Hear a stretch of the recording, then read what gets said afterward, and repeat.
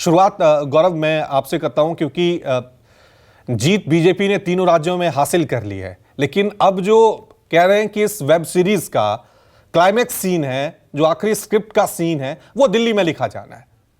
लेकिन सवाल ये इतना वक्त क्यों लग रहा है? जितनी प्रचंड जीत हासिल की है उतनी तेजी से बीजेपी मुख्यमंत्रियों का चुनाव नहीं कर पा रही है।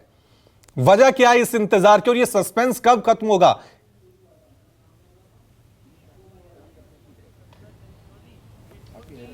देखिए, बिल्कुल आपकी बात जायज़ है और तमाम पाँचवां दिन है आज रिजल्ट आने के बाद का, और अभी तक किसी राज्य में, तीनों राज्यों में मुख्यमंत्री का नाम तय नहीं है। इसके पीछे की वजह यही लग रही है कि राजस्थान हो, मध्य प्रदेश हो या छत्तीसगढ़ की जो सियासत के समंदर में, इन राज्यों के सियासत के समंदर में हर दिन नई लहरें उठ रही हैं, हर दिन नए नाम आ रहे हैं, और जो माहौल है उसे देखकर यही लगता है कि इस बार तीनों राज्यों में ताज़ी हवा, नई हवा बहने वाली है। यानी एक जो कहते हैं ना, बीजेपी का मॉडल है गुजरात मॉडल की, सब कुछ बदल दो।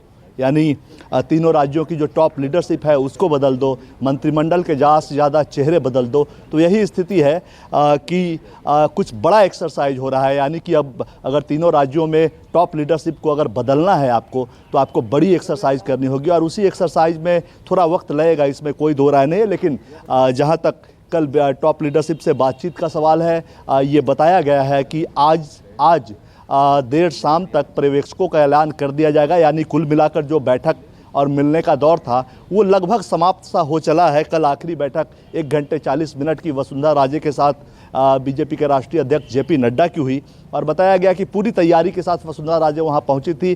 किस विधानसभा में कौन सी सीट जीते तो क्यों जीते, अगर हारे तो क्यों हारे, किस लोकसभा के अंदर कितनी विधानसभाएं थी जो हम हारे, और उन सीटों को हमने क्यों हारा, बीजेपी की वहाँ क्या कमी रही, किन नेताओं ने किन सीटों के उम्मीदवारों के लिए पैरवी की और वो क्यों हारे, और क्यों बाकी जगहों पे जीत दर्ज हुई है। जहां तक वसुंधरा राजे पर बारेबंदी समेत तमाम चीज़ों का आरोप लग रहा था और विरोधी उम्मीदवारों को, पार्टी के खिलाफ उम्मीदवारों को खड़ा करने का आरोप लगा था, उन सभी मुद्दों पे भी तथ्यपरक बातें वसुंधरा राजे ने रखी है जेपी नड्डा के सामने। 1 घंटे 40 मिनट की बैठक हुई थी, और हालांकि आलाकमान ने उनसे बातचीत किया कि राज्य में सरकार कैसी होनी चाहिए, लेकिन अंततः ये बताया जा रहा है कि वसुंधरा राजे ने कहा कि वो पार्टी की लाइन के साथ खड़ी होंगी।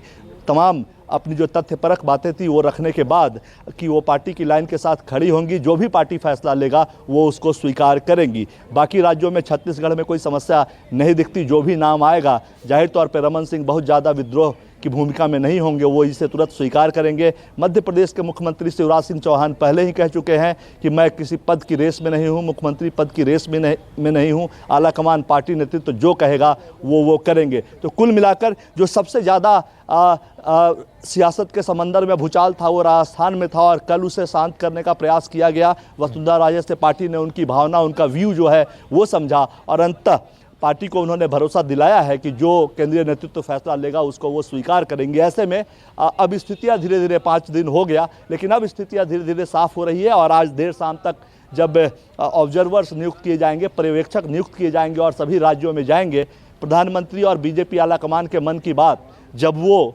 विधायक दल की बैठक में शनिवार रविवार को बैठेंगे तो उनको बताया जाएगा, और उसी वक्त उन तीनों राज्यों में 3 नाम पर सहमति ली जाएगी। हाँ, लेकिन एक बात जरूर है, एक लाइन बीजेपी में ये चर्चा चल रही है कि 2023 किसने जिताया ये मैटर नहीं करता इन तीनों राज्यों में। 2024 कौन जिता सकता है उस चेहरे पे बीजेपी दाव लगाएगी। जातीय समीकरण, क्षेत्रीय समीकरण, राजनीतिक समीकरण जो तमाम होते हैं उसको देखे जाएंगे, लेकिन राजनीतिक समीकरण सबसे नीचे रहेगा, क्योंकि राजनीतिक समीकरण में नेताओं की बात होती है, कौन किसका चाहता है, कौन किसका प्यारा है, वो चीज़ें आ जाती है। क्षेत्रीय और जातिगत समीकरण सबसे ज़्यादा महत्वपूर्ण है मुख्यमंत्री के चुनाव में, कि किस मुख्यमंत्री को चुनने से बगल के राज्य पे भी असर हो सकता है, जातीय असर हो सकता है। तो इन तमाम चीज़ों को, क्षेत्रीय और जातीय समीकरण को ध्यान में रखते हुए मुख्यमंत्री चुना जाएगा, ये बात तय है। लिहाजा बड़े बदलाव की तैयारी बीजेपी कर रही है, और इसलिए बड़ा एक्सरसाइज हुआ है और इसमें वक्त लगा है। अब 2 दिन का और इंतजार है, रविवार तक तीनों राज्यों की स्थिति साफ हो जाएगी कि कौन किसके सिर पे किस राज्य का सेहरा ताज बंधेगा, और पार्टी देखना होगा कि पार्टी इन 3 राज्यों में किस पे अपना भरोसा जताती है। लेकिन हाँ, अब धीरे धीरे इंतजार की घड़ी खत्म हो रही है, रविवार तक सब कुछ क्लियर हो जाएगा। जी ठीक है, तो गौरव एक जो लाइन कह रहे हैं वो बहुत इंपॉर्टेंट हो जाती है कि 2023 किसने जिताया ये अब ज्यादा महत्वपूर्ण नहीं है, 2024 कौन जिता सकता है इस पर बीजेपी का ध्यान है और इसी लाइन पे लेकर बीजेपी अब आगे बढ़ना चाह रही है मुख्यमंत्री के नाम की घोषणा को लेकर। सीधा रुख करते हैं